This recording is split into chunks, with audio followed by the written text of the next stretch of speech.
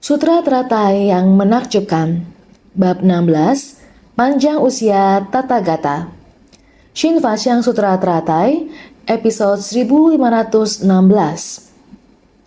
Dunia terbentuk dan rusak, berubah terus dan tidak kekal adanya. Kalpa terdiri dari dua jenis. Pertama adalah terkait dengan dunia materi, sebagai perhitungan waktu dari pembentukan hingga kerusakan dari dunia. Sebagaimana dinamakan dengan kalpa pembentukan, kalpa kerusakan, kalpa penambahan usia, kalpa pengurangan usia, dan lainnya.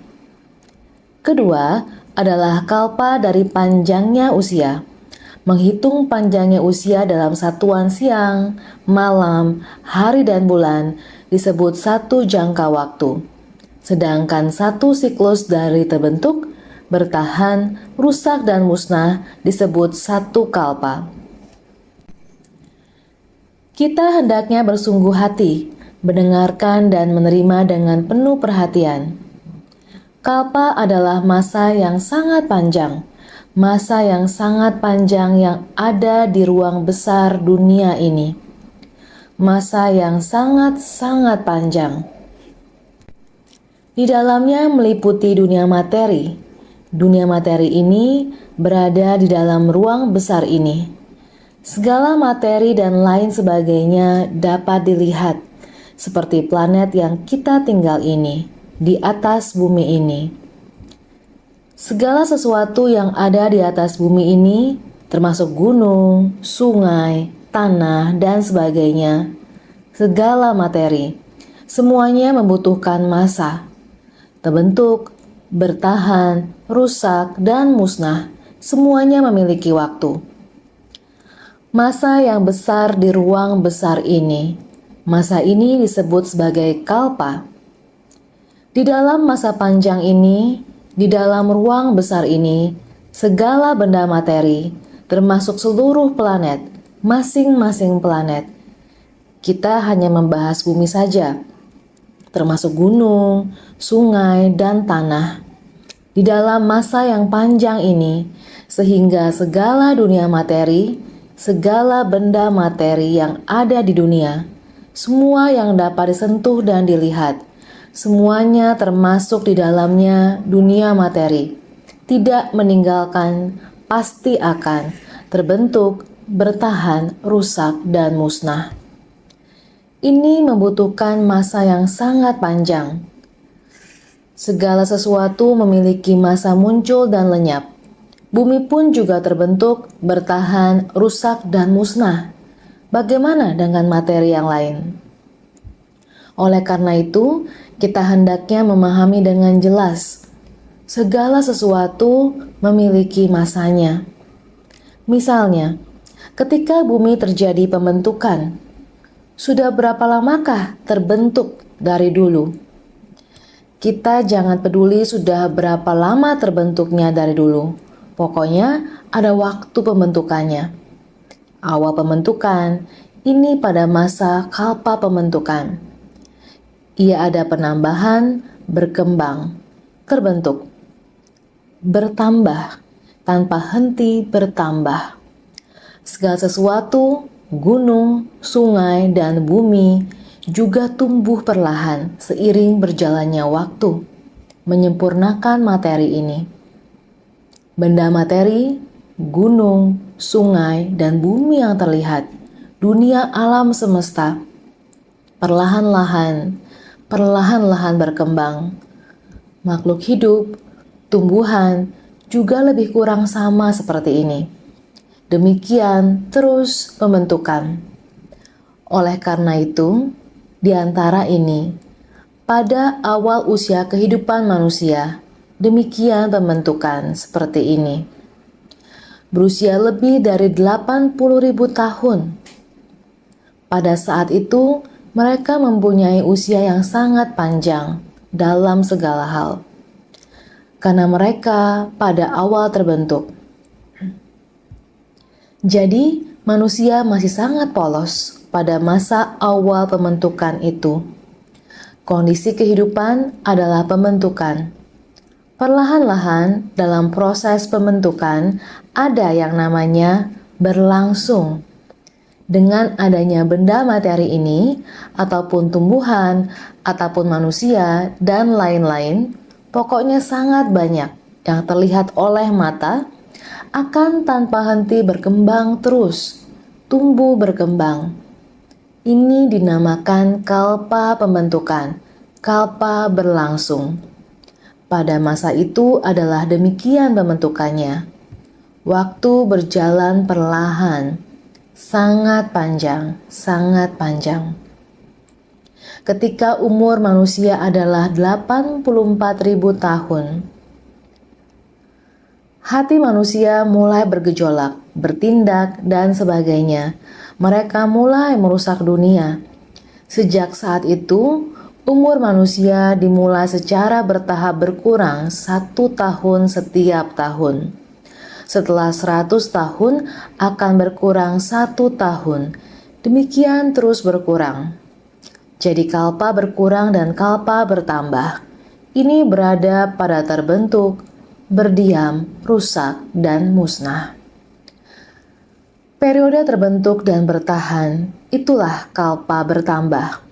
Periode rusak dan musnah, ini terus berkurang dan berkurang. Karena usia manusia makin lama makin tidak terjamin, di dunia yang penuh kekeruhan dan kejahatan, dunia ini sudah mengalami kehancuran oleh manusia, sudah dengan sendirinya rusak. Dunia alami ini juga secara perlahan menjadi tidak selaras. 4 unsur utama secara perlahan kehilangan keselarasan pada saat itu. Ada kalpa ekstrim terjadi. Berada di era ekstrim ini berarti bahwa unsur tanah, air, api, dan angin sangat ekstrim.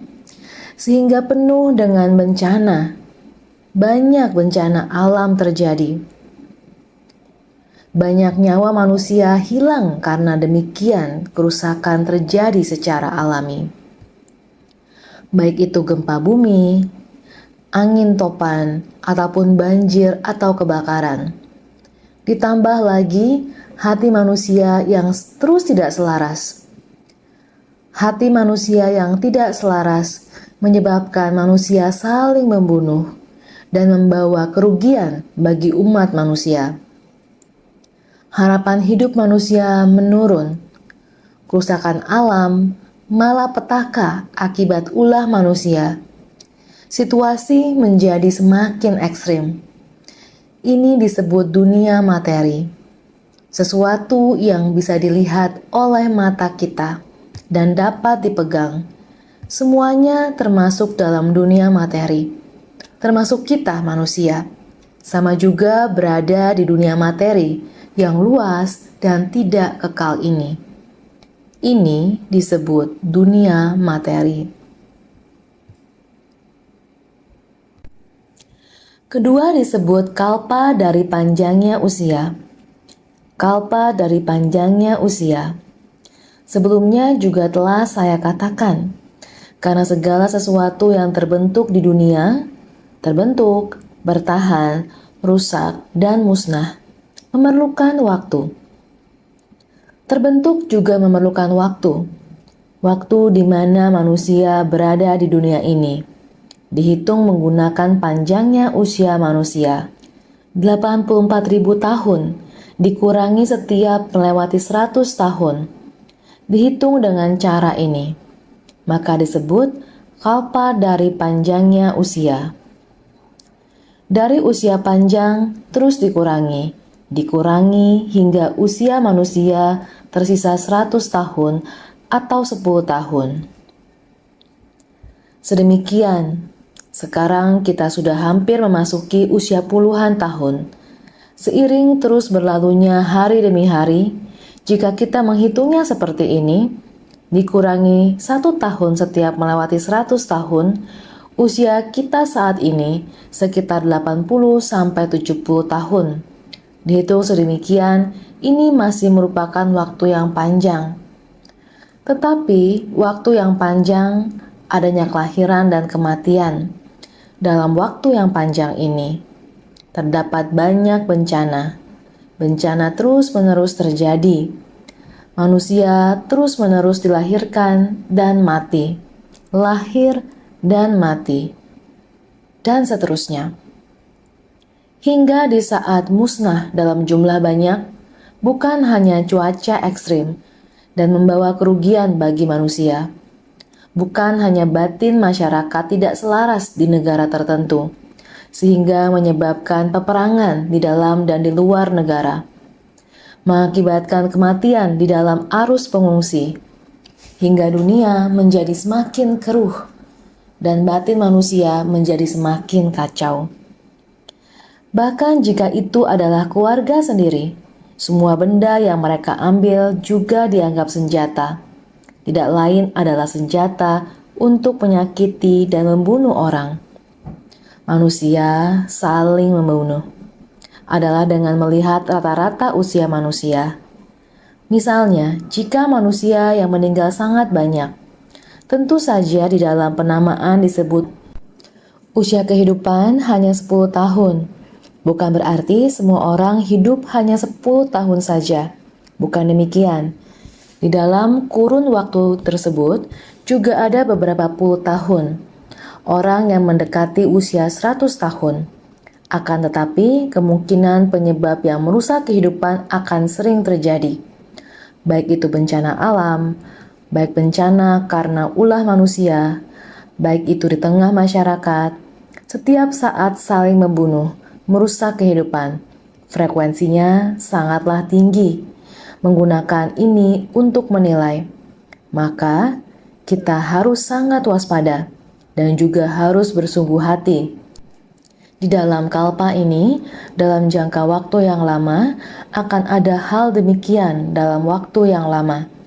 Segala sesuatu yang terlihat selalu di dalam masa yang panjang ini. Terdapat proses terbentuk, bertahan, rusak, dan musnah. Terdapat lahir, tua, sakit, dan mati. Hal demikian semakin lama semakin banyak kehidupan manusia yang alami. Di dalam waktu ini, nyawa hilang bukan hanya bencana alam, bukan hanya mengatakan ulah manusia dapat menghancurkan kehidupan. Saat ini, bahkan digigit nyamuk sekalipun dapat kehilangan nyawa. Penularan penyakit semacam ini juga sangat padat. Seperti demikian, hidup tidak ada jaminan. Ini hanya berada di dalam dunia perangkat. Dengan cara demikian menjelaskan dari rata-rata umur hingga menggunakan usia. Dia juga menggunakan rata-rata untuk menjelaskan. Tentu saja ini perlu dengan sepenuh hati. Ini semua adalah bagian dari lingkaran pembentukan, keberadaan, kehancuran, dan kelenyapan. Menggunakan kehidupan manusia sebagai perumpamaan, dimulai dari 84.000 tahun. 1 tahun dikurangi setiap 100 tahun. Selama periode waktu yang panjang ini, banyak perbuatan manusia yang diakumulasikan merusak sistem dunia. Dalam sistem ini, segala sesuatu pada akhirnya akan membunuh dan menulari satu sama lain. Materi alam akan terus-menerus dirusak dengan cara ini. Singkatnya, beginilah keadaan pada umumnya. Jadi, kita tidak boleh berpikir, jika kita melakukan seperti ini, kita hanya akan kehilangan 1 tahun setelah 100 tahun. Jadi setelah beberapa waktu kehidupan pun, kehidupan kita akan tetap berlangsung selama beberapa dekade. Bukan seperti itu. Lingkungan akan menjadi buruk dan semakin buruk. Akan menjadi semakin keruh. Krisis ini akan berkembang menjadi sangat parah. Disinilah kita harus menyadarkan diri kita dan sangat sepenuh hati. Jadi, dunia ini seperti yang sudah kita katakan. Waktu merujuk pada sesuatu yang berubah terus-menerus tanpa henti. Masa lampau dan masa mendatang berlanjut dengan masa mendatang sebagai waktu. Ruang memiliki makna sekat pemisah, makna yang sama dengan dunia. Selanjutnya, waktu merujuk pada sesuatu yang berubah terus-menerus dan tidak kekal adanya. Sesuatu yang tidak kekal dan berubah terus-menerus dinamakan dunia. Ini adalah waktu yang terus berkelanjutan. Waktu terus-menerus berlalu tanpa berhenti. Adalah demikian tanpa berhenti. Di masa lalu, saat ini, masa yang akan datang adalah sama terus-menerus bersambung. Ini dinamakan dunia. Kalian dari pagi sampai sekarang tanpa disadari, dari langit gelap sampai sekarang, saya hadapi dan lihat langit sudah terang. Hanya dikatakan barusan saya jalan keluar, masih gelap. Sekarang saya duduk di sini. Lihat keluar, langit sudah terang. Waktu ini tanpa disadari begitu cepat. Sekarang sudah berlalu. Barusan tadi. Saat itu kalian mengatakan yang akan datang. Sekarang duduk di sini mengatakan saat ini. Saat ini. Dalam waktu singkat satu kata telah berlalu. Sudah berlalu. Waktu di saat sekarang ini. Saat ini adalah baru saja dari masa yang akan datang. Bergulir tidak tetap. Waktu yang tidak mampu ditetapkan. Oleh karena itu baru ada kalpa demikian. Baru ada waktu yang begitu panjang. Dari waktu singkat terakumulasi menjadi waktu panjang. Jadi di dunia ini ruang didefinisikan dengan sekat pemisah. Tempat ini dan tempat itu dipisahkan oleh sebuah batasan sekat. Berada di ruang yang sama. Bagian sini disebut ruang penerima tamu, bagian sana disebut kantor. Sama saja dari sini berjalan menuju ke sana, walaupun di dalamnya ada sebuah sekat pemisah. Prinsip yang sama dapat diterapkan pada dunia, negara yang berbeda, tempat yang berbeda. Jadi seluruh dunia dibagi menjadi 5 benua. Ini semua berbeda. Demikianlah ruang ini dibagi. Jadi, selanjutnya, waktu merujuk pada sesuatu yang berubah terus-menerus dan tidak kekal adanya. Sesuatu yang tidak kekal dan berubah terus-menerus dinamakan dunia. Ketidakkekalan dan berubah terus-menerus dinamakan waktu. Ruang di dalam ruang kehidupan kita. Dari kecil menjadi besar, dia mempunyai batasan. Ini dinamakan dunia. Juga dinamakan alam manusia. Kita juga perlu memahaminya dengan jelas, Dharma Buddha.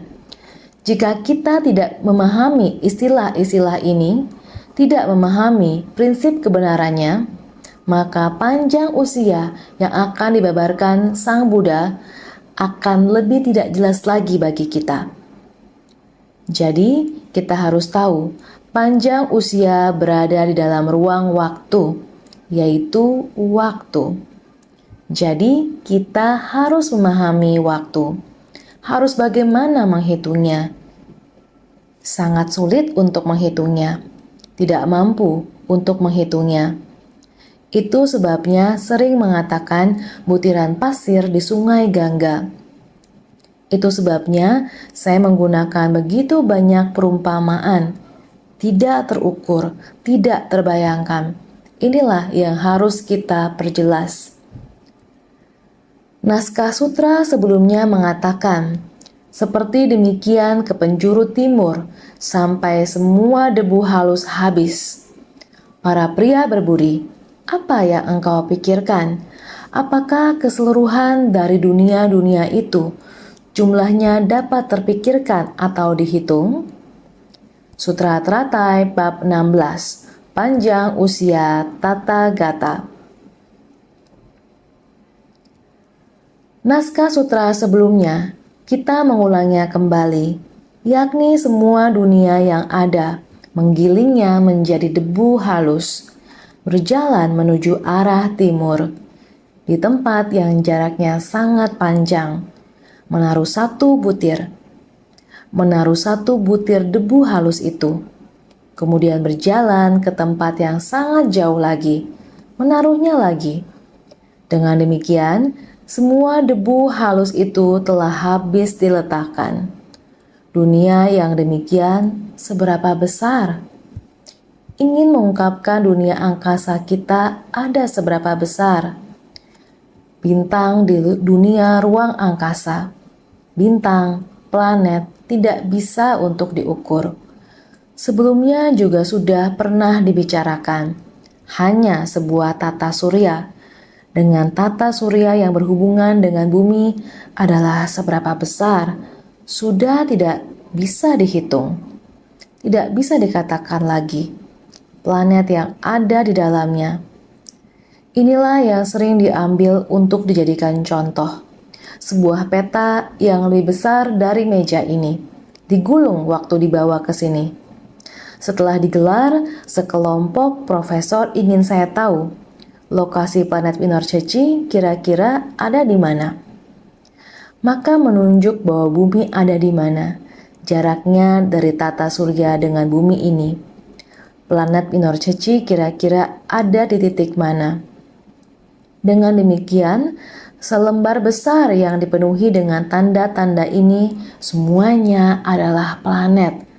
Ada planet di sana, menunjuk hingga yang ada hubungannya dengan bumi kita. Adalah di selembar, lembaran besar, galaksi alam semesta. Hanya di sebuah sudut kecil saja. Maka saya mengajukan pertanyaan.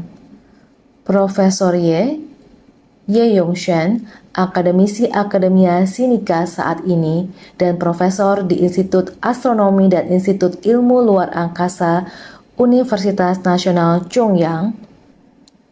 Dalam sistem matahari kita, di sekeliling planet bumi kita, ada seberapa banyak benda langit, ada berapa banyak planet di dalamnya.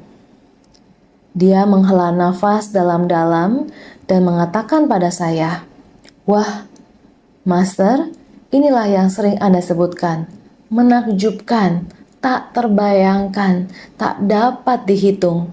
Bukankah disebutkan dalam sutra?" Demikian ia menjawab pertanyaan saya. Memang, keseluruhan tata surya matahari di mana planet bumi berada, sebuah sudut ini hanyalah sebuah sudut kecil dari alam semesta. Namun sudah mengandung benda langit yang tidak bisa dihitung. Lalu, bagaimana dengan yang lain-lain? Dia bilang, demikianlah jumlahnya amat besar. Seperti butiran debu di sungai Gangga, lebih-lebih tak bisa dihitung. Ini pembicaraan kami pada hari itu. Jadi, kita mesti mengetahui bahwa jumlahnya amat besar laksana butiran debu di sungai Gangga.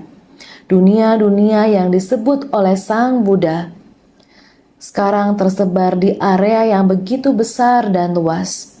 Demi untuk menunjukkan usia dari Sang Buddha, kehidupan yang lebih besar dalam ruang nan luas ini, demi menunjukkan pengertian ini. Konsep dari pemikiran yang demikian, kita harus memahami secara umum seberapa luasnya. Jumlah yang sangat luas ini, bila kita tak dapat memahaminya, maka kita tak bisa berkembang dalam pemahaman akan prinsip kebenaran yang lain. Sehingga hanya dengan cara berpikir melalui konsep ini, barulah kita bisa menyerap prinsip kebenaran dari Buddha Dharma. Kita mesti amat bersungguh hati. Jadi, seperti demikian ke penjuru timur ini, debu halus ini, debu ini disingkirkan sejauh mungkin. Demikian terus-menerus disingkirkan hingga debu halus ini habis. Para pria berbudi, apa yang engkau pikirkan? Coba kita pikirkan, apakah keseluruhan dari dunia-dunia itu jumlahnya dapat terpikirkan atau dihitung? Coba pikirkan, seberapa besar dunia ini. Naskah sutra selanjutnya. Bodhisattva Maitreya dan lainnya semuanya berkata pada Buddha. Buddha berkata kepada mereka seperti ini. Para bodhisattva ini masih belum memahami sehingga mereka kembali mengungkapkan isi hati mereka kepada Buddha. Bodhisattva Maitreya dan lainnya semuanya berkata pada Buddha, Bhagawan, dunia-dunia itu jumlahnya tak terhingga dan tak terbatas. Tidak dapat diketahui melalui perhitungan dan tidak tergapai oleh kekuatan pikiran. Sutra Teratai bab 16, Panjang Usia Tathagata. Dunia-dunia ini sangatlah besar, benar-benar tidak ada cara yang tepat untuk menghitungnya, dan juga tidak tergapai oleh kekuatan pikiran. Untuk memahami seberapa besarnya, tidak ada cara untuk bisa menyajikannya dalam angka tak ternilai. Seluruh Sravaka dan Pratyeka Buddha, sekalipun menggunakan kebijaksanaan tanpa kebocoran dari mereka, juga tidak mampu memikirkan atau mengetahui batas dan angkanya. Kami sekalian yang berdiam di tingkat awiwartika juga tidak mampu memahami hal ini. Sutra Teratai bab 16, Panjang Usia Tathagata. Para Sravaka dan Pratyeka Buddha ini, mereka sudah menghapuskan banyak kerisauan dan sudah berupaya keras. Mereka sudah menghapuskan banyak kotoran batin dan kerisauan, dan batinnya murni. Namun, bahkan dengan batin yang murni sekalipun, untuk menghitung dan memahami jumlah dari dunia ini, mereka benar-benar tidak bisa merenungkan atau menghitung batas jumlahnya. Para Sravaka dan Pratyeka Buddha ini, Buddha menyebutkan banyak dunia, namun bagi kami, jadi Bodhisattva berkata, kami sekalian yang berdiam di tingkat awiwartika, mereka sudah tiba di tingkatan yang tidak mundur lagi. Para bodhisattva ini juga tidak mampu memahami hal ini. Maksudnya adalah, kami bukan hanya memiliki batin yang murni, tetapi kami juga masuk ke tengah orang banyak, namun kami tidak ternoda. Kita sudah melihat banyak hal dan memahami banyak dharma. Namun Buddha, apa yang kamu katakan sekarang, sebenarnya kami masih belum bisa memahaminya. Jadi semua orang masih sulit untuk memahaminya. Di naskah sutra berikutnya, Bodhisattva Maitreya kemudian berkata, Bhagawan, semua dunia itu jumlahnya adalah tak terhingga dan tak terbatas. Sutra Teratai bab 16, Panjang Usia Tathagata. Ini adalah apa yang dikatakan Maitreya kepada Sang Buddha. Bukan hanya Sravaka dan Pratyeka Buddha yang tidak dapat memahami masalah ini secara mendalam. Bahkan kami, kumpulan dari para bodhisattva, juga tidak mampu memahami hal ini. Bhagawan, ia memohon lagi, semua dunia itu jumlahnya adalah tak terhingga dan tak berbatas. Dunia-dunia ini benar-benar tidak terhingga dan tanpa batas. Kita benar-benar tidak dapat memahaminya. Pada ketika itu, Buddha Sakyamuni mulai berbicara lagi. Pada ketika itu, Buddha memberitahukan kelompok besar dari bodhisattva. Para pria berbudi, sekarang aku akan menyampaikan secara jelas kepada engkau sekalian. Sutra Teratai bab 16, Panjang Usia Tathagata. Saya saat ini mulai. Saya mulai menjelaskan kepada engkau sekalian. Sekarang dimulai untuk menjelaskan hal ini kepada semua orang. Memberitahukan kepada kalian, karena kamu masih belum mengerti, saya akan mengajarimu dengan sangat detail. Di sini setelah Maitreya berulang kali memohon, Buddha Sakyamuni mulai mengungkapkan bahwa dia sekarang akan menjelaskan kepada mereka masing-masing secara rinci. Jadi Sang Buddha mengatakan, "Para pria berbudi, sekarang aku akan menyampaikan secara jelas kepada engkau sekalian. Saya akan mulai menceritakannya kepada kalian semua. Para pria berbudi, sekarang aku akan menyampaikan secara jelas kepada engkau sekalian." Buddha selanjutnya menyampaikan secara jelas akan rahasia dari harapan mendasarnya pada masa lampau, yaitu belum mengungkapkan harapan mendasarnya untuk membabarkan dharma sejati dari kendaraan tunggal. Sekarang akan menjelaskan dan membabarkannya secara kasat mata. Demikianlah Sang Buddha selanjutnya menyampaikan dengan jelas, kembali mengulang kepada para bodhisattva ini. Murid yang berada di tempat itu, para Sravaka dan Pratyeka Buddha, mulai akan menjelaskan secara detail kepada semuanya.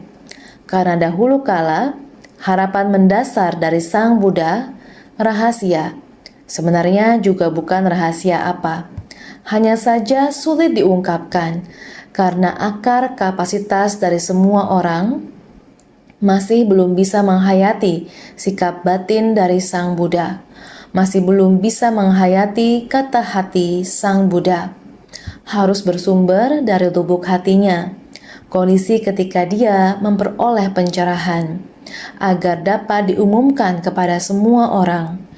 Namun kondisi ketika dia memperoleh pencerahan, kita manusia awam pasti tidak dapat menerimanya.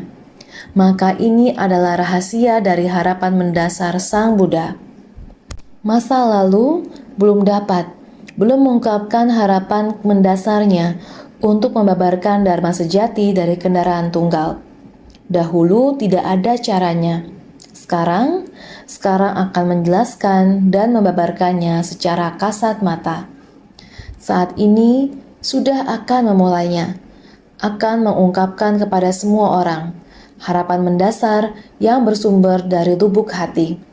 Kondisi di mana beliau tercerahkan saat mencapai kebudaan. Sebenarnya setiap orang pada hakikatnya memiliki kesadaran yang dimiliki oleh Buddha. Apa yang dapat terpikirkan oleh Sang Buddha, apa yang bisa dihayati, setiap orang juga dapat menghayatinya. Hanya saja masih manusia menyimpan tabiat buruk, kegelapan batin. Batin cermin ini belum dibersihkan. Manusia, masalah dan hubungan sesama belum sangat jelas, sehingga apa yang dilakukan belum sempurna. Maka belum mampu memahami prinsip kebenaran dengan jelas. Jika mampu memahami prinsip kebenaran dengan jelas, maka dalam hal menangani masalah juga menjadi jelas.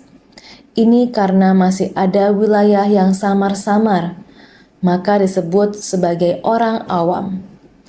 Naskah sutra berikutnya menjelaskan demikian. Seandainya seluruh dunia ini, baik sebutir debu dijatuhkan padanya ataupun tidak, seluruhnya dijadikan butiran debu, di mana apabila sebutir debu adalah satu kalpa, maka waktu yang telah berlalu semenjak aku mencapai kebudaan akan melampaui miliaran koti nayuta asamkya kalpa. Sutra Teratai bab 16, panjang usia tata gata. Sang Buddha berkata, "Anda mengatakan bahwa saya di kehidupan ini datang ke dunia manusia, baru berlatih, baru menjadi Sang Buddha. Ini baru berlangsung hampir 50 tahun. Membabarkan Dharma tidak sampai 50 tahun, baru 40 tahunan menjadi Sang Buddha. Dan membabarkan Dharma sangatlah singkat. Setelah berlatih selama 11 tahun dan melatih diri dengan cara ini, apa yang kalian lihat adalah demikian. Sekarang, dalam kehidupan ini hanyalah kondisi kehidupan saat ini. Sebenarnya, saya sudah menjadi Buddha untuk waktu yang lama." Gunakan butiran debu di dunia tanpa batas ini sebagai metafora waktu. Selama banyak kalpa, adalah sebuah metafora untuk waktu. Kalpa, metafora waktu yang baru saja disebutkan adalah tentang kalpa ini. Kalpa di dunia ini, ataupun kalpa waktu dunia. Keduanya tidak bisa dihitung. Tidak hanya itu, hanya dalam kalpa dikatakan bahwa dari 84.000 tahun sampai 10 tahun kehidupan manusia, kalpa yang bertambah dan berkurang ini sedang berada dalam proses pembentukan, bertahan, rusak, dan hancur. Hanya berlangsung sekali saja. Bukan seperti itu. Tetapi, kalpa sebanyak butiran debu di seluruh alam semesta, tidak hanya pada satu kalpa besar, tetapi pada masa kalpa tidak terhingga, kalpa dan waktu yang tidak terhitung lagi. Sehingga dalam waktu ini, ibarat sebutir debu adalah satu kalpa. Dalam selang waktu ini, saya telah mencapai kebudaan. Maka waktu yang telah berlalu semenjak aku mencapai kebudaan akan melampaui miliaran koti nayuta asamkya kalpa. Waktu yang dibutuhkan sangat panjang, bisa mencapai miliaran dalam waktu yang tidak terhingga, hitungan hingga miliaran, masa kalpa yang tidak terhingga. Waktunya sangat panjang. Ini untuk menunjukkan panjang usia Buddha. Waktunya adalah demikian panjang. Sejak beliau mencapai kebudaan, kita harus sangat memahami kesadaran. Prinsip kebenaran ini tidak menunjuk satu orang saja, yang berarti kesadaran, di mana kesadaran ini tidak ada permulaan pada awalnya. Kesadaran ini harus dimiliki setiap orang. Setiap orang memiliki kesadaran tanpa awal. Hanya saja, kita tidak terlalu giat, kita belum mencapai kebudaan. Buddha Sakyamuni sangat giat, sehingga beliau menggunakan kesadaran ini dan tidak menyimpang dari kehidupan ke kehidupan. Setiap kehidupan selalu membimbing para makhluk. Seandainya seluruh dunia ini, baik sebutir debu dijatuhkan padanya ataupun tidak, seandainya dunia-dunia yang pernah dijatuhkan sebutir debu maupun dunia-dunia yang tidak ada dijatuhkan sebutir debu, seandainya seluruh dunia ini, baik sebutir debu dijatuhkan padanya ataupun tidak, apakah dunia ini ditandai dengan adanya butiran debu atau tidak? Banyak dunia ini semuanya berkumpul bersama, apakah ditempatkan di dalamnya atau tidak? Butiran debu dari semua dunia ini berkumpul bersama. Dunia yang ditandai dan tidak ditandai oleh butiran debu, semuanya berkumpul bersama. Mereka seluruhnya dijadikan butiran debu, di mana apabila sebutir debu adalah satu kalpa, termasuk dunia tempat butiran ditempatkan, dan yang di mana butiran tidak ditempatkan. Dengan cara ini, mereka semua dikumpulkan bersama, dan setiap butiran dihitung sebagai kalpa berikutnya. Ini berarti waktunya sangat lama. Jadi, seluruhnya dijadikan butiran debu, di mana apabila sebutir debu adalah satu kalpa. Semua dunia yang dilalui dalam perjalanan ke penjuru timur digiling menjadi debu halus, di mana satu debu halus adalah satu kalpa. Dengan cara ini terus mengungkapkan hal itu, jumlahnya sangat besar. Maka waktu yang telah berlalu semenjak aku mencapai kebudaan akan melampaui miliaran koti nayuta asankhya kalpa. Sang Buddha tersadarkan akan prinsip-prinsip tersebut. Sudah sangat lama sekali, dia sudah sadar akan mereka. Jadi, jumlah kalpa semenjak mencapai kebudaan, jumlah kalpa sejak ia terbangun, telah melampaui kalpa sejumlah butiran debu sebanyak asamkya tak terhingga. Maka waktu yang telah berlalu semenjak aku mencapai kebudaan akan melampaui miliaran koti nayuta asamkya kalpa. Jumlah kalpa semenjak mencapai kebudaan telah melampaui kalpa sejumlah butiran debu sebanyak asamkya tak terhingga. Dengan begitu, kesadaran sudah terbuka dari awal, merupakan kesadaran seorang Buddha, sangat jelas dan sangat jernih. Kita harus sangat memahami konsep waktu ini. Sang Buddha datang dan pergi di dunia yang tak terbatas. Sudah berapa kali bumi mengalami pembentukan, dapat ditinggali, mengalami kehancuran dan kekosongan.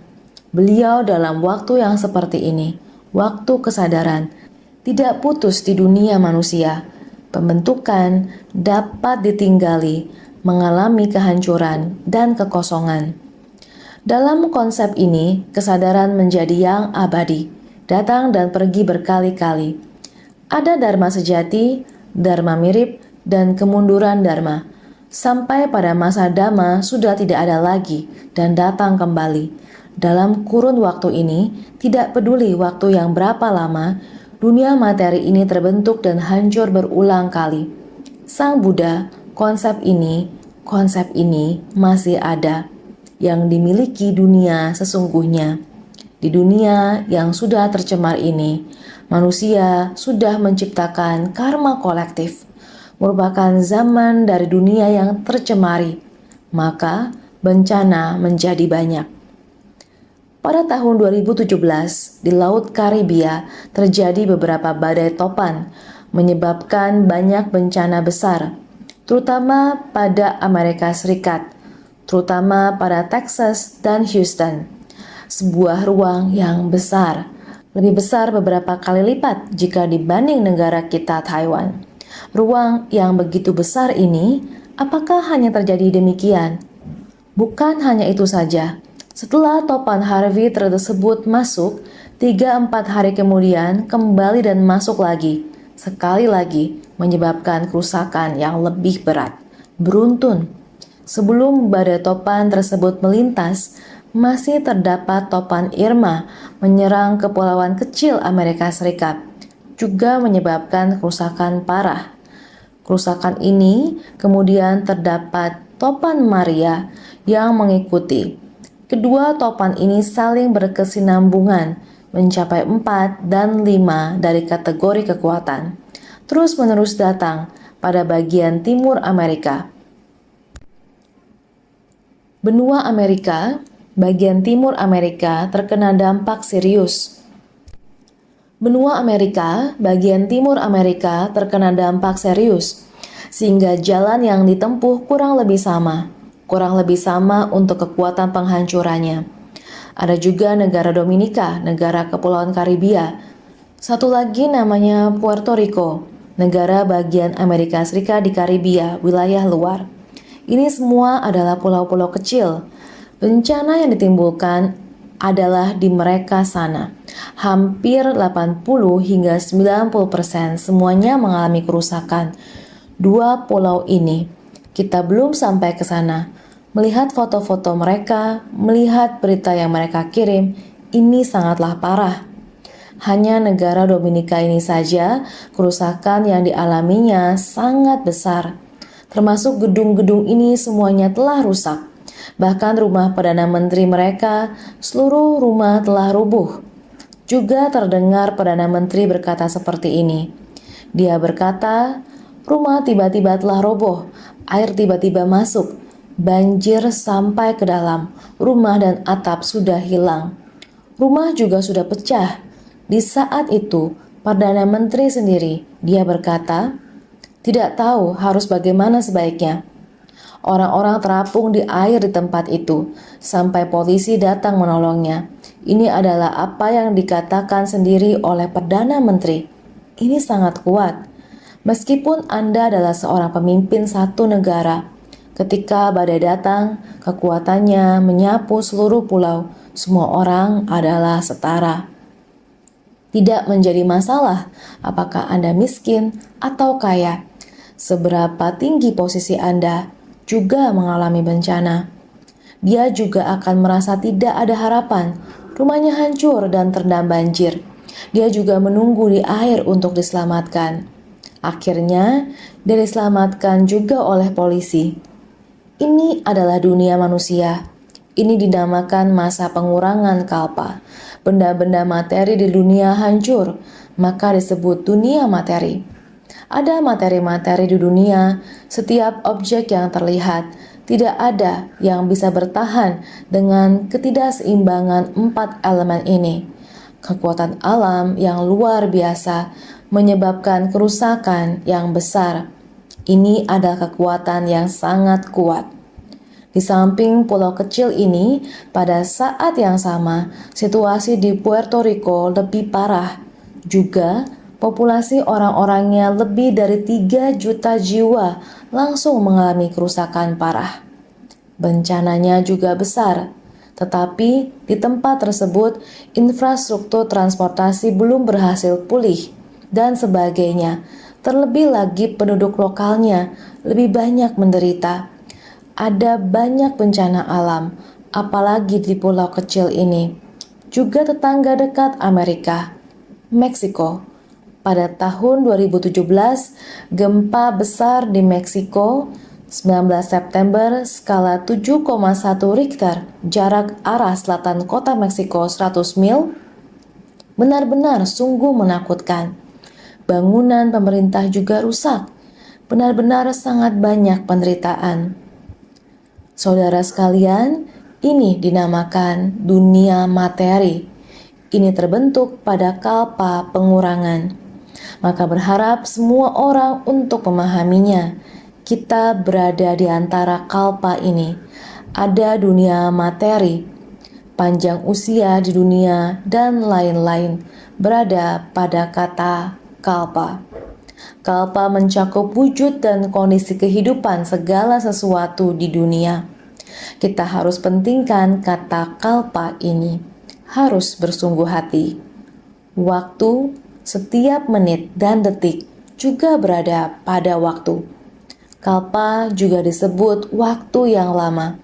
Setiap detik adalah waktu yang sangat singkat. Diakumulasi juga adalah waktu yang panjang. Sehingga kalpa juga tercakup dalam setiap detik. Sehingga kita harus senantiasa menggenggam waktu, senantiasa lebih bersungguh hati.